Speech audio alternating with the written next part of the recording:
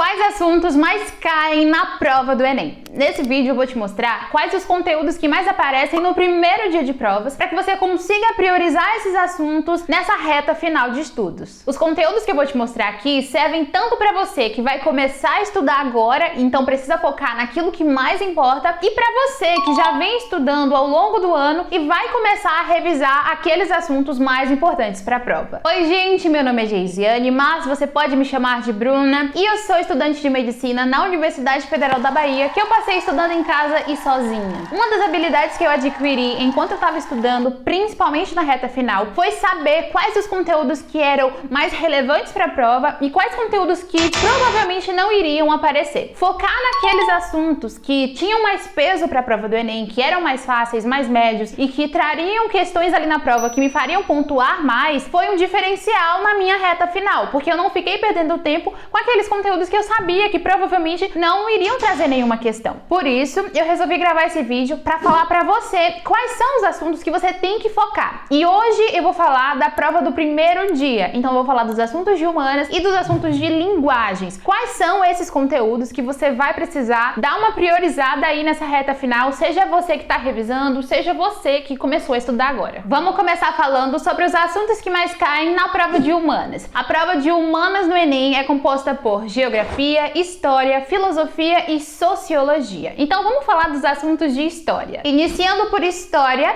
os assuntos que mais caem relacionados à Idade Antiga são Egito, Grécia e Roma. São as primeiras sociedades que a gente teve, os primeiros impérios. Então você tem que entender como que se deu a formação dessas sociedades, como que elas se desenvolveram, a importância dos rios para o Egito, para as comunidades que viviam ali, para o desenvolvimento da agricultura. É importante que você tenha essa compreensão. Não precisa ficar decorando muita coisa não, mas entender, compreender mesmo de uma forma geral. O mesmo vale para Grécia e para Roma. Então você tem que entender a importância das polis ali na Grécia, você tem que ter uma noção da filosofia grega, porque tanto a Grécia quanto Roma serviram de base para o desenvolvimento de todo o resto da história, né? Tudo meio que remota ali a Grécia, a como se fazia na Grécia, a como se fazia em Roma. Então compreenda aí como se deu a formação dessas cidades, dessas sociedades, mas novamente não precisa ficar decorando muitos fatos não, porque isso não é mais relevante para a prova de humanas. Na verdade nunca foi, né? Mas vamos para a Idade Média. Falando sobre a Idade Média então,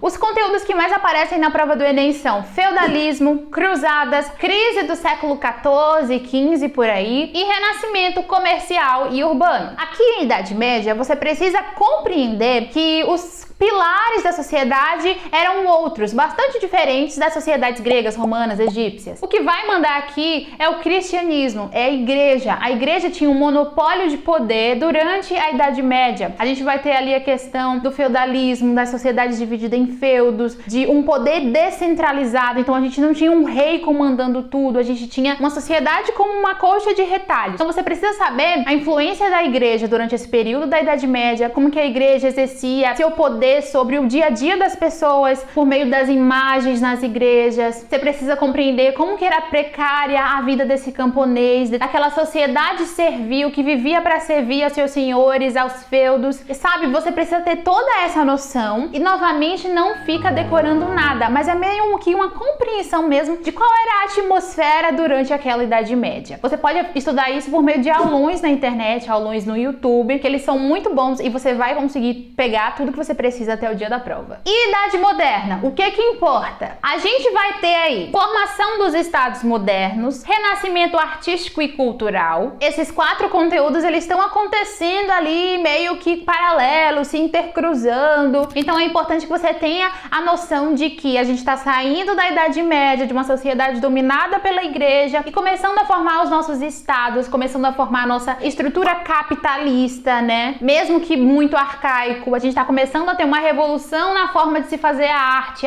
não é mais voltada àquela arte puramente cristã. Você tem que entender essa transição que já começa lá com a crise da Idade Média do século 13, 14, 15 e também com o renascimento comercial e urbano. Então isso continua aqui nesse início da Idade Moderna. E aí você vai focar também em reforma protestante e contra-reforma, primeira revolução industrial, iluminismo e liberalismo, Revolução Francesa, eras napoleônicas e as grandes grandes navegações. Então isso já está acontecendo um pouco mais pro meio ali da Idade Moderna. A gente já tem aí o Brasil quase sendo descoberto, daqui a pouco a gente já vai surgir aí, surgir não, né, porque nossos antepassados já estavam aqui, mas a gente já vai estar caminhando ali pro meio, pra parte do ápice ali da Idade Moderna, então tenta compreender muito sobre esses conteúdos. Saindo da Idade Moderna, vamos pra Idade Contemporânea, e os conteúdos que você deve focar são: Segunda Revolução Industrial, ter noção sobre o século XIX e a Belle Époque, uma vibe bem Bridgerton assim, sabe? Neocolonialismo, imperialismo, tudo que ocorreu ali nessas sociedades que queriam dominar os outros continentes, como o continente africano, por exemplo. Primeira Guerra Mundial, que eu adoro estudar a Segunda Guerra, a Primeira Guerra, todas as guerras eu sou fascinada, a gente gosta de uma tragédia, né? Entre guerra e ascensão do nazifascismo, eu aposto muito nesse conteúdo, principalmente nesse contexto que a gente tá vivendo agora, de ascensão da extrema-direita, de um liberalismo ultra radical, então eu acho que esse conteúdo vai aparecer na prova do Enem. Então estuda também os regimes totalitários na Europa, Guerra Fria, criação da ONU e um pouco sobre Primavera Árabe. Mas vamos pra casa, vamos falar sobre a história do Brasil e o que mais costuma aparecer na prova do Enem. Em Brasil Colônia, e eu deixo claro que Brasil Colônia é o que mais apareceu na prova do Enem até hoje, os assuntos relacionados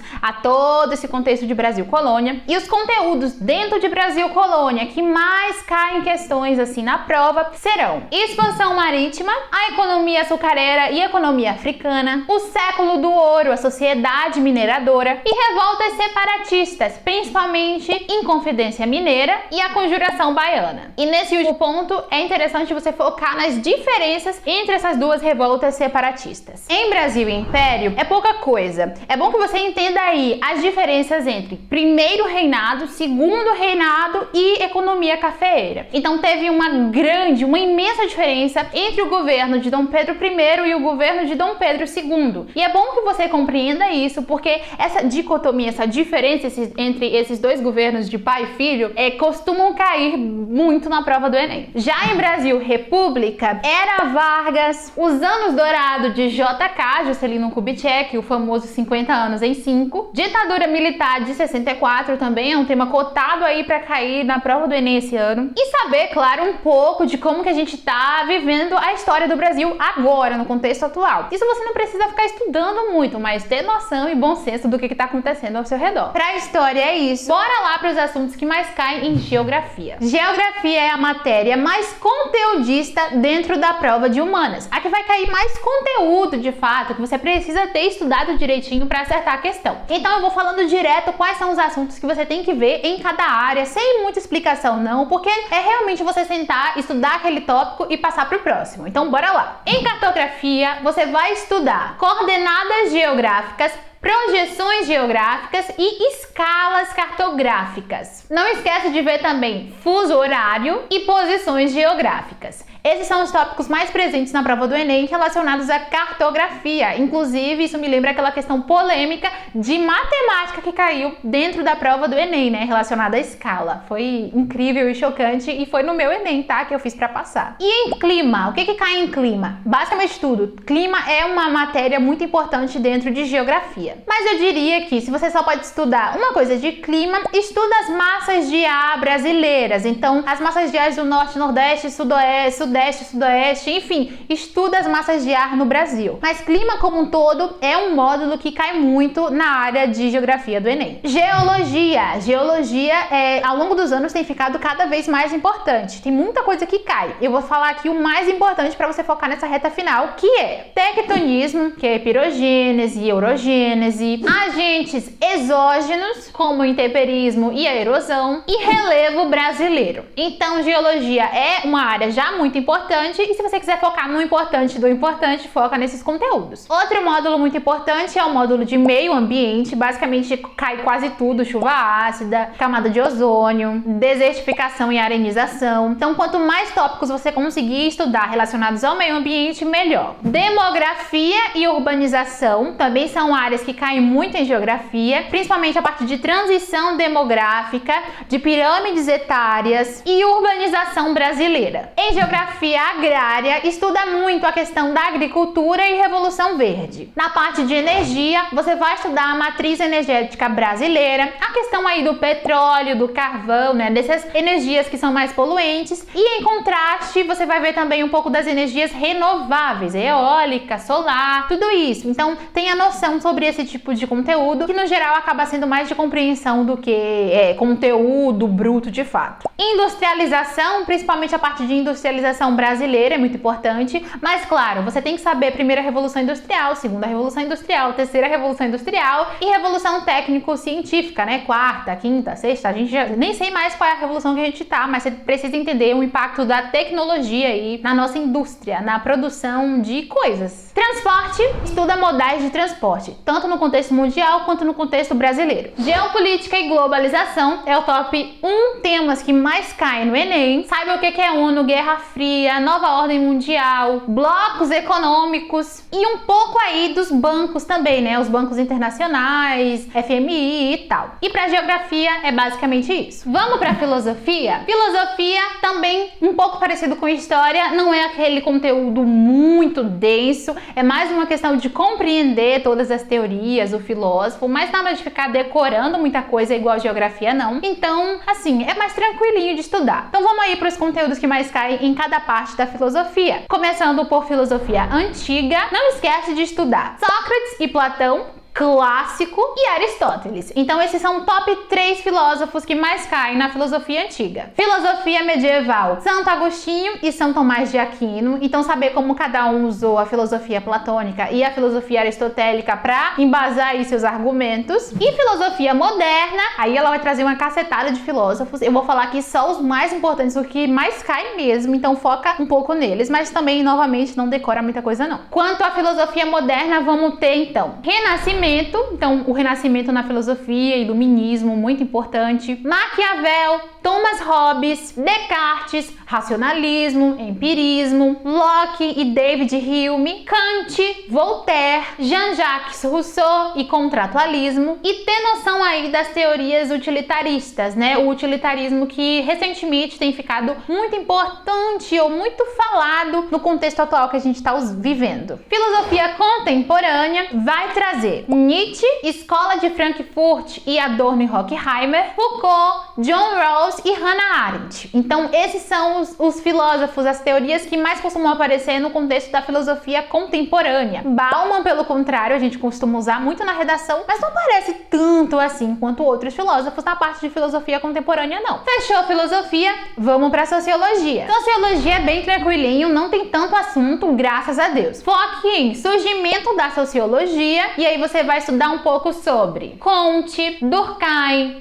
Karl Marx, Max Weber, um pouco da influência de Foucault aí na sociologia e Habermas. Na sociologia contemporânea, aí a gente vai focar mais em conceitos, que são cidadania, capitalismo, movimentos sociais, um pouquinho de Bauman, o mundo do trabalho, indústria cultural, Gilberto Freire e desigualdades econômicas e simbólicas. E para sociologia é isso. Fechando com o que mais cai em linguagens, o bom aqui é que você não precisa estudar muita teoria. Realmente os assuntos costumam se repetir muito na prova de linguagens, que também é focada bastante em interpretação de texto. Então, basicamente, o que você vai estudar é variação linguística, tanto a variação temporal quanto a variação espacial, como que a gente fala em determinadas regiões do Brasil, como é que muda, né? O jeito que fala na Bahia é muito diferente do jeito que fala em São Paulo, Rio de Janeiro. Enfim, você vai estudar também tipos textuais, gêneros textuais e função da linguagem. Então você precisa saber o que é um poema, qual a função do poema, o que é uma propaganda, qual a função da propaganda, como que esse texto é escrito para fazer você executar ou sentir determinada coisa, né? A linguagem expressiva no poema e emotiva, a linguagem mais imperativa no caso da propaganda. Você tem que ter noção de todos esses 3 assuntos: tipo textual, função da linguagem e gênero textual. E mais no contexto da literatura, estuda modernismo e vanguardas literárias. São o top 2 assim de literatura que mais aparecem na prova. prova, modernismo, eu nem preciso falar, né? Tanto modernismo quanto Semana de Arte Moderna e pré-modernismo também. E as vanguardas literárias, com destaque para o cubismo e dadaísmo. Quem não lembra daquela questão daquele negócio de fazer xixi, de urinar que os homens usam, que estava exposto em um museu e é uma questão clássica que representa muito como as vanguardas caem no Enem. E basicamente é isso que você tem que estudar. Se você quer que eu traga os assuntos que mais caem em matemática e natureza no segundo dia de provas, comenta muito aqui embaixo para eu saber. Mas claro, se inscreve no vídeo se esse vídeo te ajudou, se você gostou e se você não quer perder os próximos vídeos aqui do canal também. Eu vou ficando por aqui, um beijo e a gente se vê no próximo vídeo.